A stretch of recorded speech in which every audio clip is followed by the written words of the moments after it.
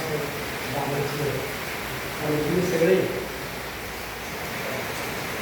यशवंत गुणवंत असे विद्यार्थी.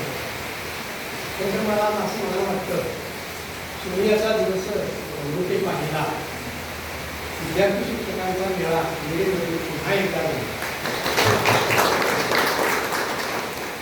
मी जवाहरलाल नेहरू म्हणायचे माझा भारत उद्याचा भारत हा माझ्या वर्गावर्गातून घडतो आहे आणि त्याचे शिल्पकार म्हणजे माझे शिक्षक आहेत. डॉक्टर APJ अब्दुल कलाम राष्ट्रपती पदावरून निवृत्त झाले तरी सुद्धा निवृत्त झाले एका महाविद्यालयामध्ये शिक्षक म्हणून शिकवायला गेले. शिक्षकांच्या पदाची उन्नती आहे त्याला एवढा मोठा कुठल्याही क्षेत्रात तुम्ही काम करा शिक्षका इतकं भाग्य किंवा शिक्षका इतकं नशीब कुठल्याही क्षेत्रात. आता आम्हाला हे जे मिळतंय आम्हाला हे पाहायला मिळतंय माझेच विद्यार्थी मोठमोठ्या पदावर गेलेले असतात आम्ही ऐकलं आपलाच विद्यार्थी प्रदर्शन होतो आपलाच विद्यार्थी आपलाच विद्यार्थी इंजिनियर होतो एक डॉक्टर होतो एखादा व्यावसायिक होतो याच्यासाठी तुझं भाग्य दुसऱ्या कुठल्याही क्षेत्रात आहे. म्हणून शिक्षक हे योग्य नसून शिक्षक हा पेशा आहे. हा पेशा किंवा या पेशाचं जे सुख आहे ते शिक्षक कुठल्याही क्षेत्रामध्ये आहे. आज तुम्ही सगळ्यांना एवढं प्रेम व्यक्त केलं आणि आम्हाला इथून बोलावलं आमच्या इथून मान सन्मान केला सत्कार केला याबद्दल तुमचे जे आभार मानायचे किंवा आभार मानून तुम्हाला कर्ज करायचं त्यापेक्षा त्या मुलात राहणं मला बरोबर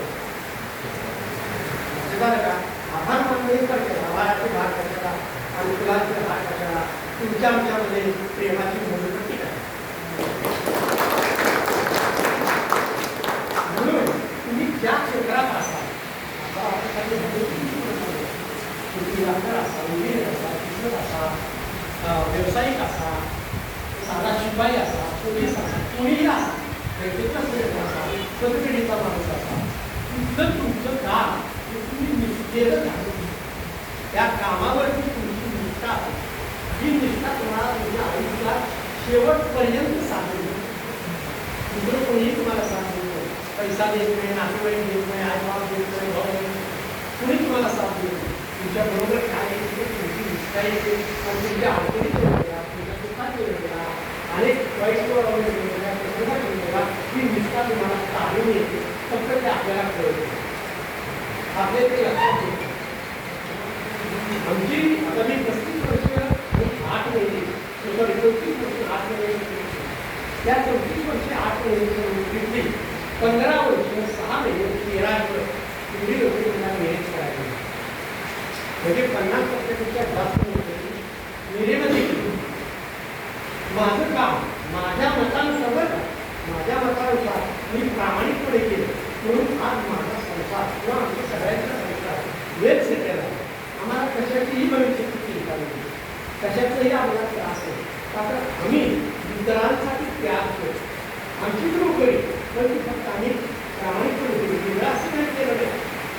मातीला घडवण्याचा प्रयत्न उभा करतो तसं आम्ही मातीला घडवण्याचा प्रयत्न केला आणि ती आम्ही आपली चांगल्या पद्धतीनं एवढ्या वेळानं घडली आणि ते आज तुमच्यावर पण आमच्याकडे आहे आणि त्याचंच फळ त्याचंच श्रेय त्याचाच फायदा आम्हाला नकळत झाला आणि आमची मुलं आहे ती चांगली शिकली ती चांगली निवडणूक लागली त्यांची प्रकारची व्यवस्थित निवड आहे. माणसाला आयुष्यात काय बघायचं असतं एवढंच बघायचं. तुम्ही सुद्धा हात आपल्याची इतर मुलांना चांगल्या प्रकारे शिकवली चांगल्या प्रकारे शिकवा व्यर्थ जीवनाची दुसरी बाबतीत व्यर्थ आयुष्य आणि मग आपल्याला बोलून जयवंत होता सगळं होतं पण फक्त त्याच्यावरती विश्वास तुम्हाला ज्या आईवडिलांनी जन्म दिला ज्या मातीमध्ये तुम्ही वाढला ज्या समाजात तुम्ही उठले आहात ज्या शाळेनं तुम्हाला आकार दिला ज्या शाळेनं तुम्हाला नावारूपाला आणलं त्या शाळेला त्या आईवडिलांना त्या समाजाला त्या गावाच्या मातीला तुम्ही ते निवड जर काय करायचं असेल तर तुम्ही त्याग करा. आयुष्य हे त्यागात किंवा आयुष्याचा आनंद जगात नाही. चाललेल्यासाठी पाणी वापरू, भुकेलेल्यासाठी अन्न वापरू, हिरमुळा असेल, आंधळा असेल त्याच्यासाठी काठी वापरू, एखादा अडचणी सापडला असेल, दुःखात असेल, दुःखी प्रसंगात असेल त्याच्यासाठी आपण आधार मागू. आणि हाच निर्बंध किंवा हीच गोष्ट आपण आयुष्यात केली.